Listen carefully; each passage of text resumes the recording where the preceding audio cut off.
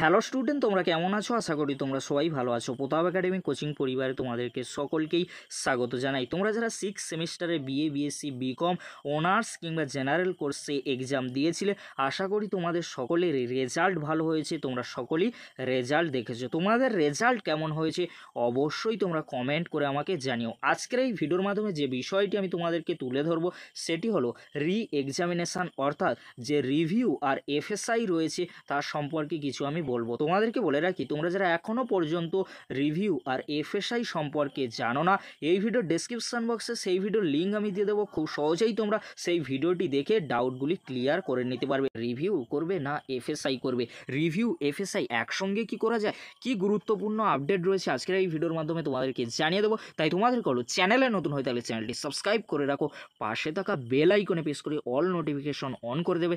যখনই আমি নতুন কোনো ভিডিও আপলোড করব সবার আগে তোমাদের কাছে পৌঁছে যাবে। চলো বেশি দেরি করবো না, শুরু করা যাক। প্রথমেই তোমাদেরকে বলে রাখি, রিভিউর জন্য কত টাকা খরচ পড়তে পারে। পার পেপার 110 টাকা। এটা চেঞ্জ হতে পারে। তোমরা যখন রিভিউ করবে তখন তোমরা পেমেন্ট অপশানে গেলে অবশ্যই দেখে নিতে পারবে এসবিআই থ্রু তোমাদেরকে পেমেন্ট করতে হবে। প্রত্যেকটি কলেজের ক্ষেত্রে রিভিউ আর এফএসআইয়ের প্রসেস চেঞ্জ হয়ে থাকে। তোমরা একটু কলেজের সাথে যোগাযোগ করে নেবে রিভিউ আর এফএসআই করার জন্য। আর এফএসআই করলে পার পেপার কত টাকা খরচ পড়বে? 500 টাকা খরচ পড়বে। এবারে তোমাদেরকে বলে রাখি, রিভিউ আর এফএসআই কি একসাথে করা যায়? হ্যাঁ, একসাথে করা যায়। খরচ পড়বে মাত্র 610 টাকা খরচ পড়বে রিভিউ আর এফএসআই করলে। এবারে তোমাদেরকে বলে রাখি, রিভিউ আর এফএসআইয়ের ক্ষেত্রে তোমাদের মার্কস কতটা বাড়তে পারে। দেখো, তোমার মধ্যে যদি কনফিডেন্স থেকে থাকে যে আমি ভালো এক্সাম দিয়েছিলাম বা আমি 3-4 নম্বরের জন্য সাপ্লি পেয়েছি, তাহলে তোমরা সেই পেপারে রিভিউ আর এফএসআই করে দাও। অবশ্যই তোমাদের সাপ্লি ক্লিয়ার হয়ে যাবে আর তোমরা যে নাম্বারটা এক্সপেক্ট করেছিলে সেই নাম্বারটাও তোমরা পেয়ে যাবে।